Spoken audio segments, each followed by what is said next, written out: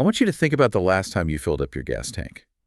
Or, maybe you bought an airline ticket for a family trip, or you just paid your winter heating bill. You probably looked at the price, winced a little bit, and handed over your card. Right, exactly. All right. But what if I told you that you were unknowingly paying a hidden tax on all of those things? Like a silent, invisible tax that is controlled entirely by a 21-mile stretch of shallow, heavily patrolled saltwater on the complete opposite side of the planet. It is a wild concept to wrap your head around. It really is. So today we're doing a deep dive into the Strait of Hormuz. We're looking at some absolutely fascinating research by Fred, the money historian. And our mission here is to really unpack the global macroeconomic effect of this one choke point. Yeah, how one country has essentially held the global economy hostage for 20 years without ever actually firing the fatal shot. Right. So to start, I feel like we really need to establish the sheer scale of what we're talking about here. Yeah, because the geography dictates absolutely everything. I mean, if you picture the Persian Gulf, it's this long, narrow body of water shaped almost like a thumb pressed into the side of the Middle East. Okay, I can visualize that. And on the northern shore, you have Iran. On the southern and western shores, you have the extraordinarily wealthy Gulf states, so Saudi Arabia, Kuwait, the UAE, Qatar, Bahrain. All the heavy hitters in oil. Exactly. Together, those countries sit on somewhere between 40 and 60% of the world's proven oil reserves. But for all of that oil to reach the global market, there is literally only one exit door. There's no back alley. No back alley at all. It all has to squeeze through the Strait of Hormuz. We are talking about 17 million barrels of oil passing through that 21-mile gap every single day. Wait, 17 million barrels? Yeah. Every single day. I mean, Fred actually calculated this wild visual for that volume in the source material. The tower analogy. Yeah. He noted that if you stacked 17 million standard oil barrels end to end, that tower would reach roughly 21,000 miles into space. Which is just, it's an unfathomable amount of liquid. It really is. And that represents 20% of all the oil traded globally. Basically, 1 in every 5 barrels moving around the Earth has to pass through this tiny gap. And, well, you'd think 21 miles wide is plenty of room for all that traffic, right? But that width is a total geographical illusion. How so? In maritime terms, it is terrifyingly narrow. Because the water is quite shallow and it's filled with reefs and islands, the strait actually only has 2 viable deep-water shipping lanes. 2. Just 2 lanes for 20% of the world's oil. Yeah, and each lane is exactly 2 miles wide. Now, you have to think about the vessels using these lanes. They're called very large crude carriers, or VLCCs. Those are the absolute behemoths, right? The massive supertankers. Massive is almost an understatement. I mean, they are 1/4 of a mile long. And when they are fully loaded with up to 2 million barrels of crude, they handle it incredibly sluggishly. I can imagine. It takes miles for them just to come to a complete stop, and their turning radius is huge. So you have these floating skyscrapers completely stuffed with highly flammable liquid, creaking along at maybe 15 knots, trying to thread the needle through a 2-mile-wide channel. It's almost like imagine trying to parallel park a 1/4 mile long semi-truck.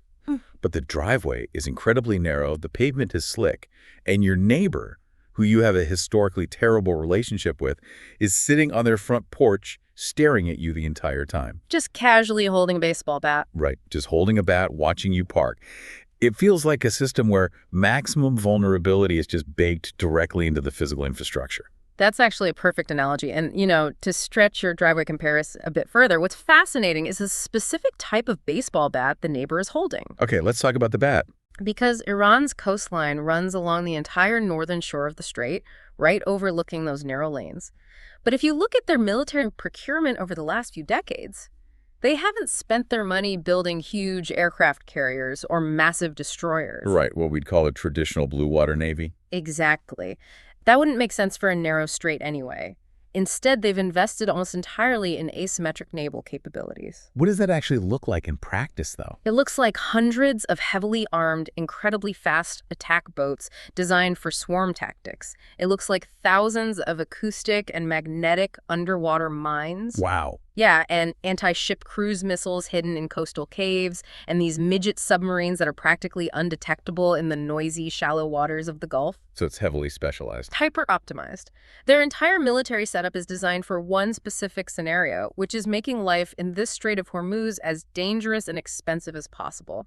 But wait, if they have all this asymmetric weaponry, the mines, the subs, the missiles, Why haven't they just choked it off completely during past conflicts? I mean, it seems like they hold all the cards and could just close the door whenever they want. Because legally, under international maritime law, the Strait of Hormuz is recognized as an international strait. Every country has what's called the right of transit passage. Okay. So if Iran were to completely and unambiguously lay minefields and block it, they wouldn't just be making a political statement, they would literally be declaring economic war on the entire planet. Oh, wow. So the whole world would turn against them. Instantly. It would trigger an overwhelming, unified military response from basically every country that buys oil. Complete closure is an unwinnable war for them. Ah, okay. So the brilliance here, I guess I'm using brilliance in a purely dark, strategic sense, is the ambiguity. Precisely. You do not need to physically close the strait to completely destabilize the global economy. You just need to make the idea of navigating it feel incredibly dangerous. The threat is the weapon. Exactly. The strategy relies on maintaining an ambient level of fear. So a mysterious mine damages a hull here, a swarm of fast boats harasses a tanker there, maybe a drone buzzes an offshore platform. Just keeping everyone on edge. Right. None of it rises to the level of triggering a massive international military invasion, but all of it terrifies the people who actually run the global economy, which are the shipping companies and the marine insurance syndicates. Let's talk about those insurance syndicates, because this is where the macroeconomic impact really hits the listener's wallet. I want to know how exactly a drone buzzing a ship in the Middle East turns into a dollar amount on my heating bill. It happens almost entirely through the marine insurance markets, primarily in places like Lloyd's of London. So when commercial ships travel through high-risk areas, they have to pay what's called a war risk premium. Makes sense. And there's a committee of insurers that constantly evaluates the geopolitical temperature of places like the Persian Gulf. When Iran ramps up its ambiguous harassment, even if no ships actually sink, those insurers have to look at the statistical risk. The risk of a quarter-mile-long ship carrying, $150 million worth of oil being struck by a stray missile. Exactly. So they hike the premiums, and sometimes those rates jump tenfold overnight. Tenfold. And the shipping companies, I assume, just pass that cost along. Immediately. The shipping companies pass the cost to the oil traders, who then bake it directly into the global price of crude oil. Financial historians refer to this as the threat premium. The threat premium. Right. And right now, estimates suggest that simply because Iran maintains an official posture of unpredictability in the strait, there is a threat premium of roughly $2 to $5 added to every single barrel of oil sold worldwide. $2 to $5. Yeah. So you listening right now, you are literally paying for geopolitical anxiety. You're not paying for the cost to pull the oil out of the ground or refine it or pump it to your local gas station.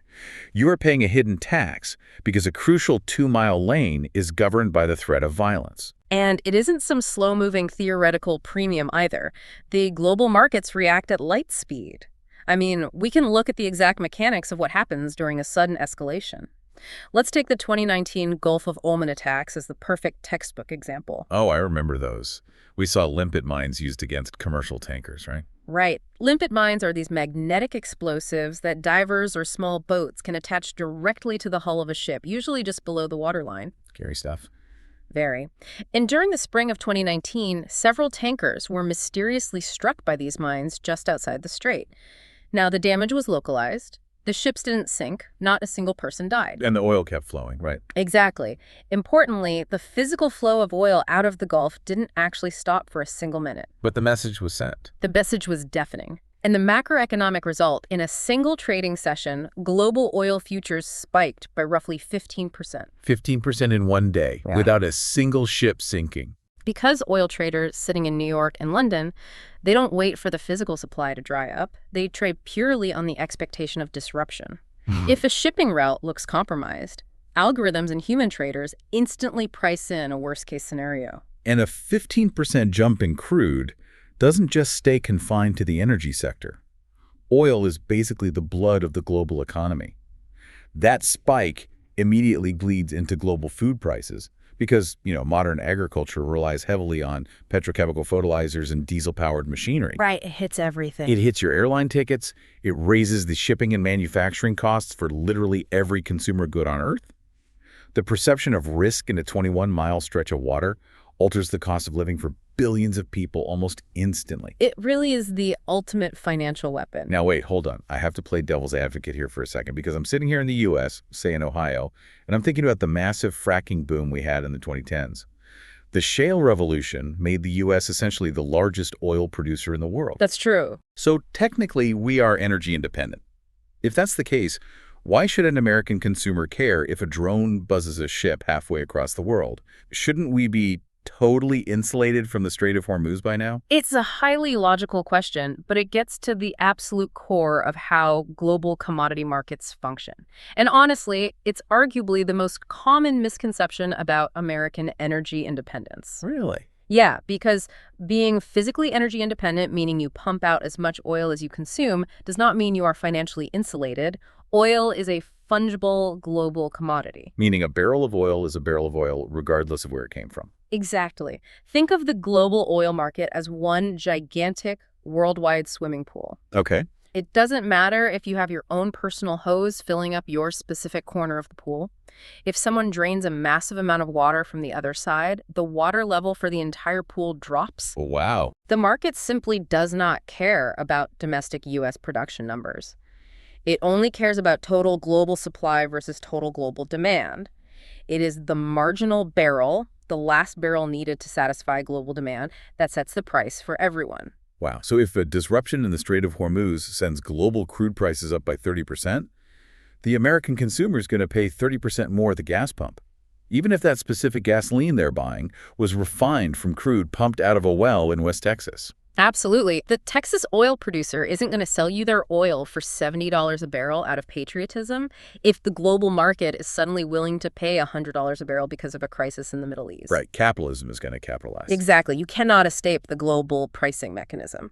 That is wild to really think about. Okay, so if the American consumer is paying the price at the pump, regardless of our domestic production, who is actually relying on the physical liquid oil flowing out of this Pacific Strait? That leads us to what Fred points out might be the most massive geopolitical paradox of the 21st century. Lay it on me. If you look at who has the most physical exposure, the true dependence, it is almost entirely concentrated in Asia. Okay. Japan imports roughly 87% of its total oil supply through the Strait of Hormuz. South Korea runs similar dependency numbers. India relies heavily on it to fuel its rapidly growing economy, but the most significant player by far is China. The world's largest importer of crude oil. Exactly. And China's entire economic miracle over the last 30 years, building the manufacturing base, the export machine, moving hundreds of millions of people into the middle class, all of that runs on this specific energy supply. But here is the crazy part that the research highlights. China has virtually no military ability to secure the Strait of Hormuz independently, right? That is correct. Geopolitical strategists often discuss the Malacca dilemma, which is China's vulnerability at the Strait of Malacca near Singapore. But their vulnerability at the Strait of Hormuz is even more acute. Right, because it's so much further away. Exactly. Yes, China has spent the last 2 decades building the world's largest navy by sheer number of ships. But projecting naval power 4,000 miles away from your home ports is incredibly difficult. You need deep water ports, you need robust supply lines for fuel, food, and maintenance. Yeah, and you need decades of operational experience in those specific waters. China currently lacks the massive logistical tail required to sustain a blue water fleet in the Persian Gulf. Which means they have to rely on someone else to do it. They are entirely dependent on the United States Navy, specifically the U.S. Fifth Fleet, which is headquartered right inside the Gulf in Bahrain. Let me just make sure I'm wrapping my head around this. The United States taxpayer is essentially acting as a heavily armed, multi-billion-dollar global crossing guard, holding up a stop sign and walking China's energy supply across a very dangerous street. That is the geopolitical reality we live in today. And if we look back, we have been playing this exact role for decades. This isn't a new dynamic. Fred's research draws a direct parallel to the 1980s, right? Yeah. During the brutal Iran-Iraq War, there was a prolonged period known as the Tanker War. So between 1984 and 1988, both Iran and Iraq started attacking commercial shipping vessels in the Persian Gulf to choke off each other's oil revenue. Just indiscriminate attack. Basically. Over 500 commercial ships were attacked. The waterways became a literal war zone, marine insurance rates exploded, and eventually the global economy just couldn't take it anymore. The U.S. government felt forced to intervene. Right, that was Operation Earnest Will in 1987. Exactly. The largest convoy operation the U.S. Navy had conducted since World War II. I remember reading in the deep dive sources that Kuwait actually reflagged their tankers with U.S. flags just so they could get American destroyer escorts. We were literally escorting civilian oil tankers over 300 and 600 miles. And that operation was incredibly costly. I mean, it cost massive amounts of money and it cost blood. U.S. warships hit Iranian mines and suffered severe damage. The region was a total powder keg, which led to tragic mistakes. Like the civilian airliner. Yeah, a U.S. warship accidentally shot down an Iranian civilian airliner, killing 290 people. It was a near-constant low-grade naval conflict. And the really sobering takeaway is that Operation Earnest Will didn't solve the underlying geographical vulnerability at all. It just managed the symptoms temporarily? Exactly. Fast forward to today, and the United States spends roughly $50 to $80 billion annually on its military presence in the broader Middle East. A massive chunk of that expenditure exists simply to maintain this precarious status quo. So we are shelling out $80 billion just to aggressively patrol a 21-mile stretch of water so that the global oil market remains stable and oil can flow smoothly, mostly to factories in Asia. That's the reality of it. Wait, $50 to $80 billion a year? Just to stand guard. I mean, human nature dictates that when you're hemorrhaging that kind of cash and absorbing that much risk, you look for a detour. You dig a canal, you blast a tunnel, you build a pipeline. In 50 years of dealing with this vulnerability, surely the global economy has built a back door by now to bypass the strait entirely. You would certainly think so. And, well, they have tried. But the math of the alternatives is drastically, frighteningly inadequate. Okay, let's break down the math. Let's look at the actual workarounds. Saudi Arabia built a massive overland pipeline called Petroline. It runs all the way across the Arabian Desert to the Red Sea, completely bypassing the Persian Gulf. At absolute maximum capacity, it can move about 5 million barrels per day. Okay, 5 million. Then the United Arab Emirates also built the Abu Dhabi crude oil pipeline, which goes directly to the Gulf of Oman, bypassing the strait. That one handles about 1.5 million barrels. Okay, so 5 million plus 1.5. That's 6.5 million barrels bypassed.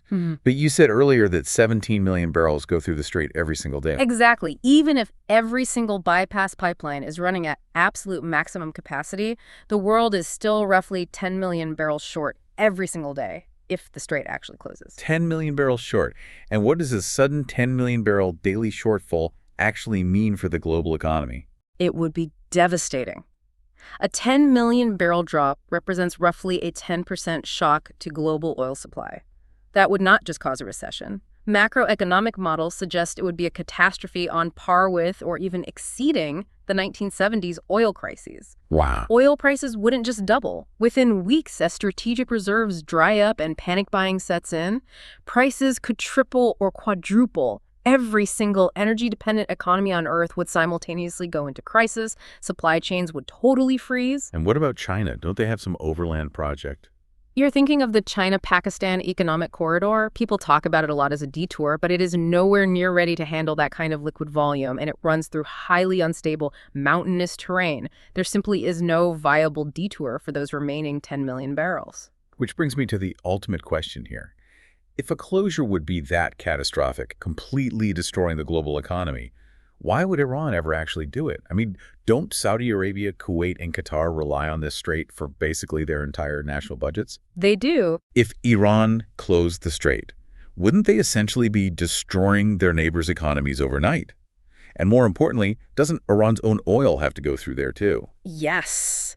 That is the paradox of self-destruction at the very heart of this entire geopolitical standoff.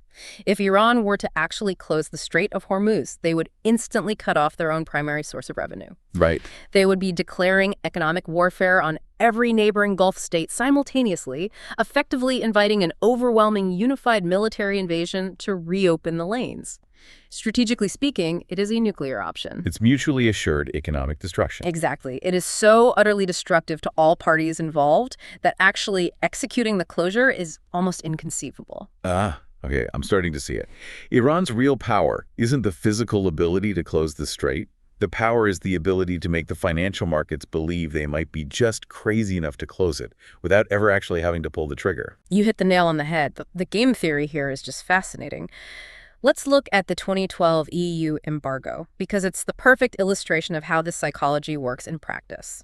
What happened in 2012? So at the time, the European Union and the United States were severely tightening economic sanctions on Iran's oil exports over their nuclear program.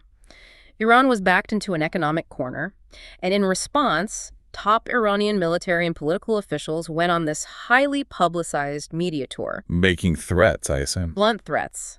They stated that if they couldn't export their oil, nobody would. They threatened to close the strait. One senior official famously went on television and said that closing the Strait of Hormuz would be easier than drinking a glass of water. Easier than drinking a glass of water. That is quite the chilling visual to broadcast to global commodity traders. It was brilliantly calculated. For a domestic audience, it projected strength and defiance against Western sanctions, but for the international audience, it induced absolute panic. And remember how we discussed futures markets trading on sentiment? Right. They react immediately to the threat. The markets reacted exactly as intended. The price of Brent crude jumped by several dollars a barrel based on words alone. Insurance rates for the Gulf spiked.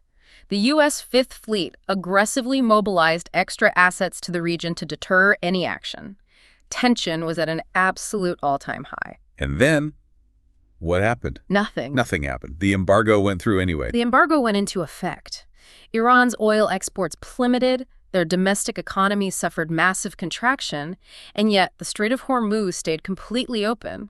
The ships kept sailing. So the whole glass of water thing was just a massive bluff. Well, calling it a bluff somewhat misses the mechanical genius of the move. The threat worked. It's a threat premium. Right. The macroeconomic uncertainty alone cost the world economy hundreds of billions of dollars. Elevated oil prices, massive military deployments, diplomatic panic, supply chain anxiety, all of it was realized without Iran firing a single shot or laying a single physical mine. The psychological weapon was fully deployed and highly effective. This is the core realization you have to come to. The Strait of Hormuz isn't a problem waiting to be solved. It is a permanent structural tax on the modern world. Okay, let's step back and synthesize all of this for a moment. The entire global economy, regardless of whether you pump oil in Texas or manufacture electronics in Shenzhen, is fundamentally dependent on a 21-mile geographic accident in the ocean. Basically, yes. The tanker war of the 1980s never really ended. It just evolved, trading fast boats for drones and cyber attacks. The United States taxpayer shells out $80 billion a year to act as the global crossing guard. The everyday consumer pays an invisible threat premium at the gas pump. And the geography, the absolute absurdity of threading quarter-mile-long ships through 2-mile-wide lanes remains completely unchangeable. It is a masterful, centuries-defining use of geographic leverage, but, looking at all of this raises one final, highly important question, one that Fred's research really hints at as we look toward the future. Okay, what's that? The entire world is currently spending trillions of dollars desperately trying to transition to renewable energy. The International Energy Agency, the U.S. Department of Energy, they all view this energy transition not just as an environmental necessity, but as a critical national security imperative. The goal is to explicitly escape this exact vulnerability. Right, because if you replace those 17 million barrels of oil with domestic solar panels, wind turbines, and nuclear reactors, you don't need to sail through the strait anymore. Exactly. Now, to be clear, the most serious estimates suggest we are still 2 to 3 decades away from meaningfully replacing that volume of global oil demand.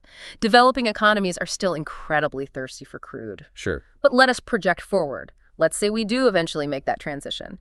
In 30 years, the world no longer relies on the 17 million barrels a day flowing through the Persian Gulf. What happens to the geopolitical stability of that entire region? Wow. I hadn't even thought about that. For half a century, the power dynamics, the alliances, the massive military spending, and the domestic peace of these nations have been bought entirely with oil revenues and their leverage over this 21-mile choke point. The threat premium has weirdly enforced a kind of tense, guarded stability because the stakes are simply too high to let it fail. That is genuinely a chilling thought. I mean, when that leverage evaporates, when the threat of closing the Strait of Hormuz no longer terrifies the financial markets in London and New York, What replaces the threat premium in a region that has known absolutely nothing else for 50 years? Right. How do those governments maintain domestic control and regional balance without the oil wealth and the global attention that comes with it? It is a massive blind spot. Strategic planners are only just beginning to grapple with it. Because we're so focused on the transition itself. Exactly. We have spent half a century and trillions of dollars obsessively managing the threat of the oil stopping. We haven't even begun to prepare for the chaos that might ensue when the world simply stops needing it. Man, that is something for you to ponder the next time you plug in an electric vehicle or, look at a solar panel on your roof. You might be opting out of that hidden global tax, but you might also be ushering in a completely unknown, deeply unpredictable geopolitical era. Well, this has been an incredibly eye-opening deep dive. Until next time, keep digging deeper.